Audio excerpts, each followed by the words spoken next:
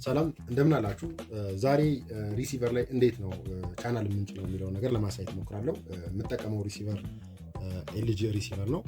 እዚሁ ጋር እመጣና ወደ ሜኑ ጋር እመጣለሁ። ሜኑ ጋር ከመጣሁ በኋላ ኢንስቶሌሽን ላይ እገባለሁ። ኢንስቶሌሽን ላይ ከገባሁ በኋላ ናይል ሳት ነው ብለን ብናስብ ኦሪቲዮ ሳት ሳተላይቱን ከመረጥን በኋላ ምን እናደርጋለን? ቲፒ የምትለዋን ቢጫዋን ለምሳሌ እቺ ቢጫዋን እጫናለሁ ማለት ነው። እሷን ቢጫዋን ስጫን አድም የአረንጓዴ ከለር ይመጣልኛል። እዚህ ጋር አድም እጫናለሁ። ኢቢኤስን መጫን ፈልግ ለምሳሌ የኢቢኤስን ፍሪኩዌንሲ ማወቅ ይጠበቅብኛል። ፍሪኩዌንሲው ስንት ነው? የኢቢኤስ 11.1.05 እየጽፋለሁ።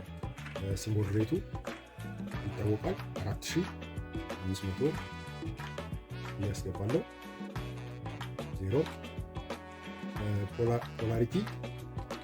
ፖላራይዜሽኑ ምንድነው? ሆሪዞንታል ነው። ይሄን ሴቭ አደርጋለሁ። ታሪክ ይወጣል ማለት ነው።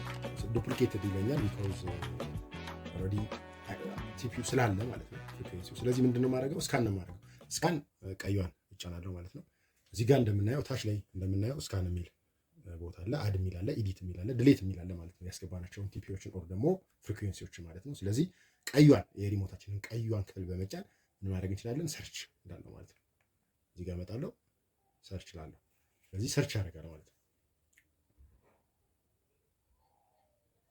እንደምታዩት በዚህ ፍሪኩዌንሲ በጣም የተለያዩ ፕሮግራሞችን እያስገባ ነው ማለት ነው። የኢቢኤስ አልኳችሁ እንጂ አብዛኛው የኢትዮ ሳት ፍሪኩዌንሲዎች በዚህ ማግኘት እንችላለን ማለት ነው። ስለዚህ በዚህ መንገድ ኢዚሊ ቻናሎችን መጫን እንችላለን ማለት ነው።